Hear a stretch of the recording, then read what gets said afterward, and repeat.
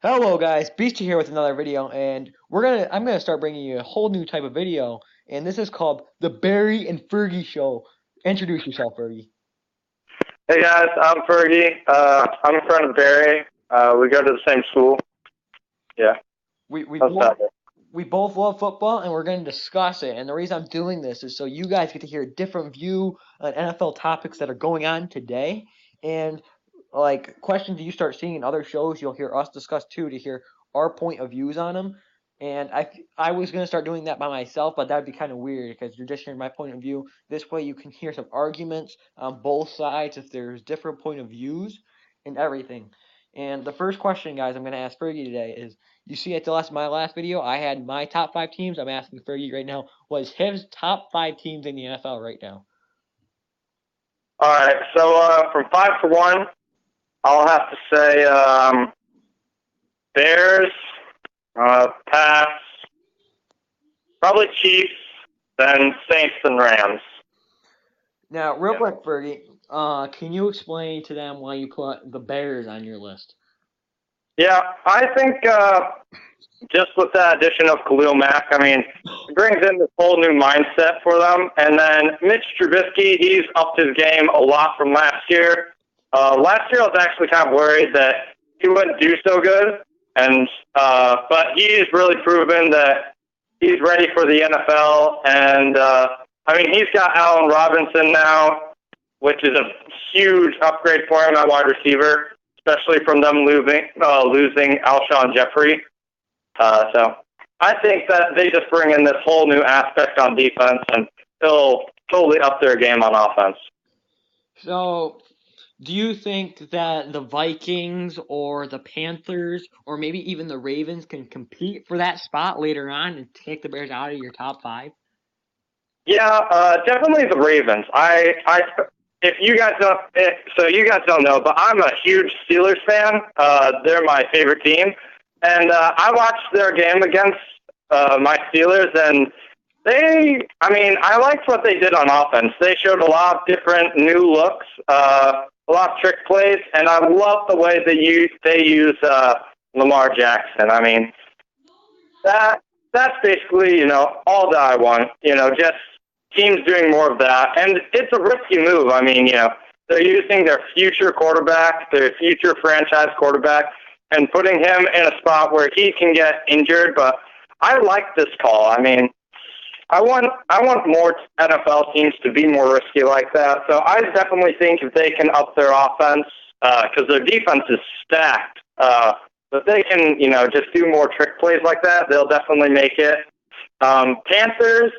Panthers are a solid team. I mean, the only reason that I didn't put them in my top five is probably because I don't know. I just think the Bears definitely will improve and get more used to having, a huge top player like Khalil Mack. I just don't think that they're used to him yet. So, yeah. Yeah. But you mentioned your Ravens versus Steelers matchup. They do go against each other again in Week 9 in Baltimore Stadium, and so we could see how that game turns out in 2 weeks. And Yeah. now, time for my next question. This goes back. So, this is a question I would like to hear answered. This isn't really going around trending in the NFL today. But if you go back a long time ago, there was three that were at least once elite quarterbacks in this league. They were all drafted in the same draft.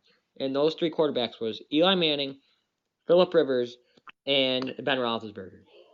We're excluding Ben Roethlisberger out because if you remember, Giants and the Chargers traded. The Giants ended up drafting Philip, and the Chargers ended up drafting Eli, and they ended up trading quarterbacks. And so the Giants ended up with Eli, and the Chargers ended up with Philip Rivers.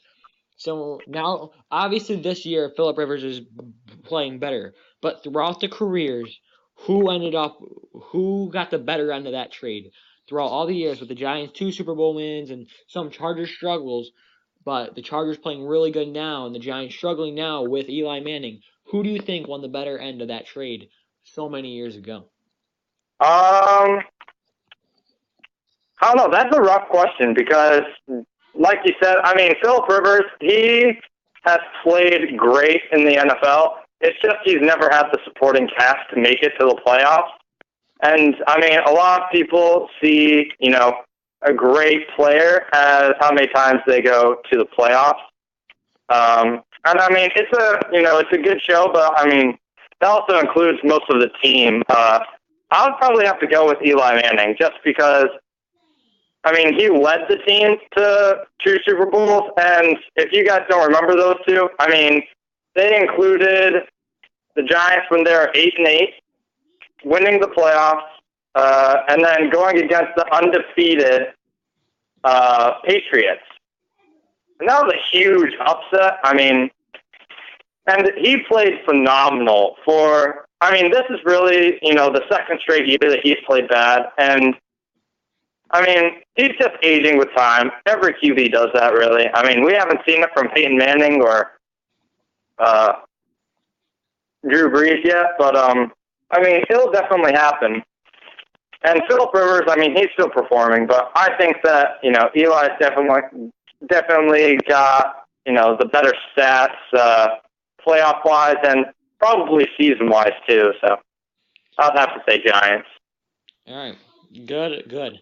And now we're going to start going into real recent NFL things.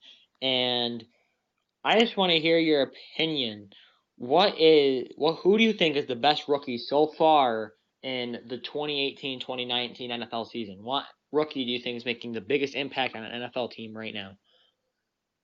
Oof. Okay. All right. That's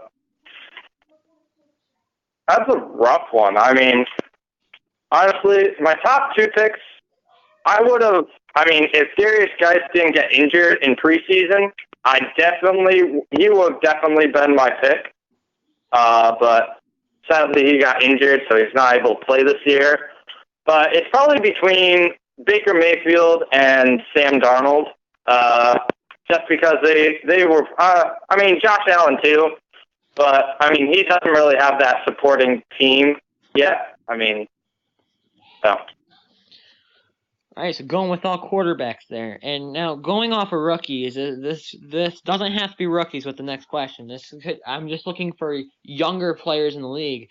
But if you had to make your own franchise with 3 players, a quarterback, a running back, and a wide receiver. If you had to make an offense with 3 players, what players would you pick to lead a franchise right now? And they all have to be young? Yeah, don't pick like a 42-year-old. Antonio Brown or Julio Jones or any of them? I mean, they're probably fine, but they don't have that many left. You could pick anybody, but if you really want to lead a franchise. But it'll be for the future. I understand your question. All right. Oof, that one's rough. Jeez, Barry, you're killing me with these questions. All right. So, running back, wide receiver, and QB. All right. I would pick QB. I'll pick Baker Mayfield. I like his poise. I like his attitude. In college, after that Kansas game, a lot of people thought that, players shouldn't act like that, but it shows me that he has heart, that he really wants to, he's in it, not only to win, but he's been doubted so much in his career. And, I'll always want a player like that, who goes to the last line to win, and to prove everyone wrong. Running back, Saquon Barkley, 100%. He's just shown that he's so good. And,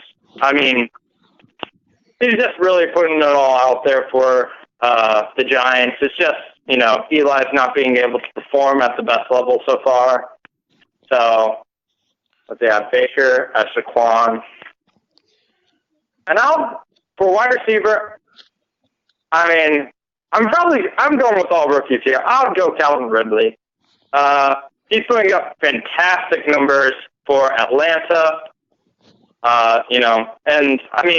Even though he's in that, actually, I'll go with my Steelers, Juju Smith-Schuster. I'll actually change that one.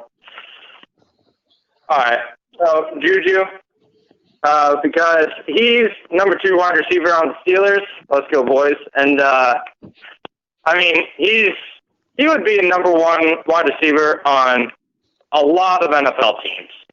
So, I mean, the fact that he's performing still at such a great level, even as number 2.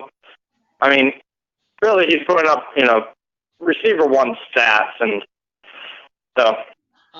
I mean, just be fun to watch. All right, what? I like all of your selections, but my channel hasn't seen mine, so I'm going to tell them mine real quick. And that's Patrick Mahomes for obvious reasons.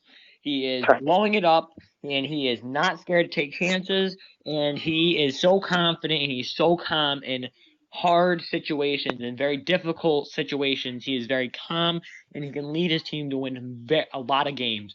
And he led his team to defeat the Patriots, just his defense couldn't make a play when they needed to make a play. Also, running back, I'm going to agree with Fergie, and I am going to pick Saquon Barkley. He is such an elite back. You can throw it to him out of the backfield. You can throw it to him at wide receiver. You can run him the ball. He's elite in all of them. So I would go Saquon Barkley. And for my wide receiver, it's not really like 1 or 2 years. He's been in the league for a couple. But he's elite. He's going to be in the NFL for years to come. And I think he's the number 1 wide receiver on his team and maybe in the NFL at this moment. And that is DeAndre Hopkins on the Houston Texans. He's blowing it up. He's making it easier for Deshaun Watson to make that transition back from his ACL injury. And he is just blowing it up every single week right now in the NFL. So I'd have to go DeAndre Hopkins at my wide receiver.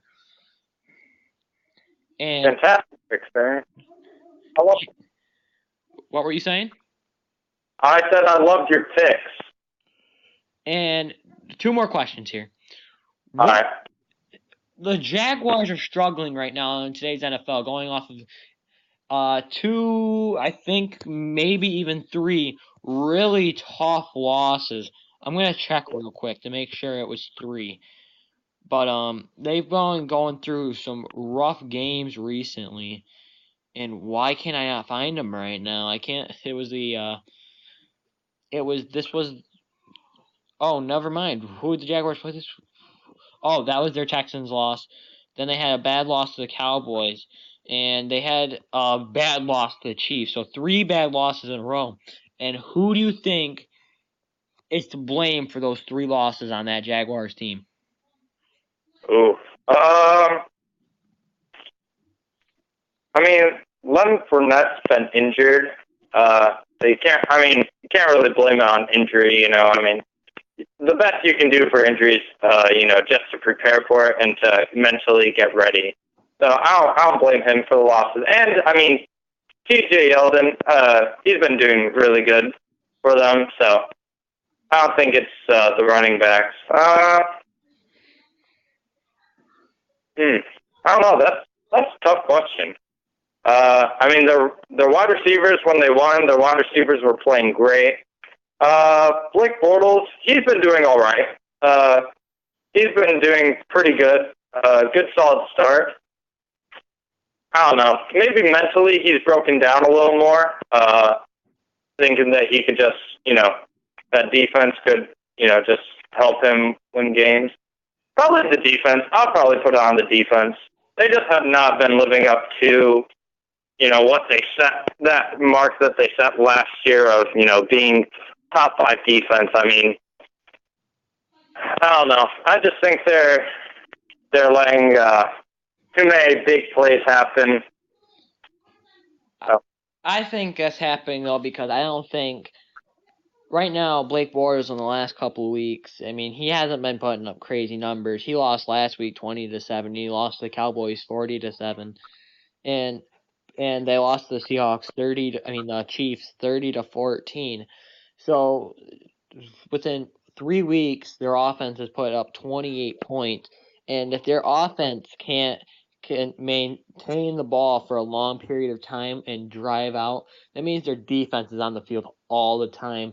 And if their defense is out all the time, the big plays are going to happen because they're going to start getting tired and they have an elite defense. I think if their offense could step it up and keep possession, I think their defense could be a top 5 unit in the league again. So I'm gonna have to disagree with you, and I'm gonna have to say the Blake Bortles is the biggest problem, and I think he needs to get his act together this week in London, or I think he needs to go. I mean, in the beginning of last year, I definitely would have said that Blake Bortles was overrated. Being the Jaguars' starting QB, I definitely thought starting last year that they would go into the draft carrying a new one. And but I mean, last year's performance, he blew up. I know that after blowing up, it doesn't mean that you're that way forever. But I mean, I really think that you can't blame all on Blake Bortles. I mean, it could be the line or something, and also not having Leonard Fournette does hurt them. I mean, they probably have. I don't think they've gone to the run game too much. So I mean, when a team, once losing your number one back, I mean, TJ Yeldon's been playing good. Don't get me wrong, but I mean, I think just them losing that confidence that they can run on any team has made them more reliable on Blake Bortles. So, I mean, he's true. He hasn't put up the best stats, but you also can't just, rely on him the whole game. You have to help him out, get the run going. Because, I mean, last year, a lot of what they did was they did a lot of play action off of Leonard Fournette's runs because he was just such a huge player for them on the ground. So. And my last question I have for you for this episode of the Barry and Ferg Show is what team right now do you think is a black horse or just a black horse team to make the playoffs? So in other words, a team that people wouldn't think is going to make the playoffs right now, what team do you think is in that category that can swoop up from behind and make the playoffs as a 6 seed or maybe even a 5?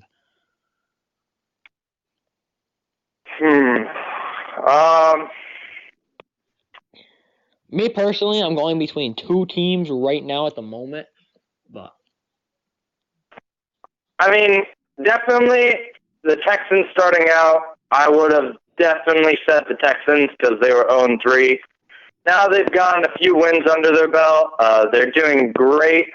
I mean, coming off 3 straight wins.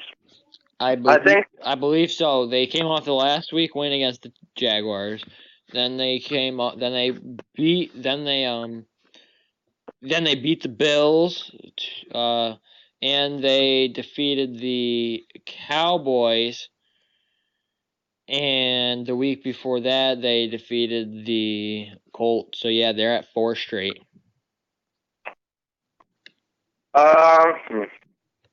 Yeah, so I'll probably say Texans. I mean, they're definitely not out the playoff talk right now, but I mean, a lot of people are doubting them, especially coming off of that ACL injury that Deshaun Watson had. But I think that they're gonna, I mean, show up just like they've done the past 3 weeks, and just play their game. And especially, like you said earlier, I mean, DeAndre Hopkins has definitely been helping him getting back. I mean, and it's always good for a young quarterback to have a great receiver like that, because it's always a guy that you're able to rely on. It'll definitely help, like the Giants, if they do draft a rookie QB this year. So, I mean, I'll probably say Texans. All right, and I'm gonna say I have 2 picks. My easy pick and the one that I think more people can see. I think people are gonna disagree with my second one, but my first one is the Dallas Cowboys. The NFC East right now is wide open, and they just added a good wide receiver to their team within this last week, and Zeke's doing very well, and maybe adding that extra good wide receiver that Dak Prescott can throw to will take a little bit more pressure off him, and their defense has been playing well. So I am going to have to go with Dallas Cowboys. It's my safer pick. But my one that I think is spicy, and the one I think could actually happen too, is just going to be a little bit harder, is going to be the Indianapolis Colts. Andrew Luck, like I said, was playing like a mad man out there. He is playing better than I've seen since the 2 years. He's playing at a phenomenal level. And if their defense can step up a little bit, like they did last week, even though they faced a really bad offense last week, if their defense can step it up and Andrew Luck keeps doing what he's doing, they can win a lot of games. Yes, they are 2-5, but this is a team that can finish out the season with only one loss, with only one more loss. This is a team I think is that good just because their quarterback can make them that good. And T.Y. Hilton last week got 2 touchdowns coming back off of his injury. So now him being healthy and ready to go, Andrew Luck and T.Y. Hilton is going to be an insane combo. And just because of their offense, I think this team can go the rest of the season with only losing 1, maybe 2 games and sneak into the playoffs at 9-7 or 10-6. Yeah, I mean, also adding to that, I mean, they also have a running back that, is doing great for them right now. Marlon Mack. I mean, yeah, Mack, he's been playing at such a level. I mean, he's been not only great on the ground, but he's also been a reliable receiver for him. I mean, especially against the Bills, where they have a great D-line that's performed at such a high level this year, especially against their wins against Vikings. That was a huge one for them. They put so much pressure on Kirk Cousins, and you didn't see that a lot with the Colts because, I mean, as soon as that pressure was starting, Andrew Luck just dished it off to Mack, to his running back, and I mean, they got a lot of big plays off of that. So I think having a reliable runner now is, definitely going to help them get to the playoffs this year. The only question for me is if that line can keep Andrew Luck safe, but I think they've been struggling a little bit this season, but I think Andrew Luck's so talented, I think they can go somewhere. And Fergie, we reached through all the questions that I have and that we have time for. So that's all the questions. Thanks for having it on. Hopefully we can make this a weekly thing for all. Yeah, thanks for having me, Barry. And so this is Barry. And that's Fergie. And see y'all next time. Peace out, y'all.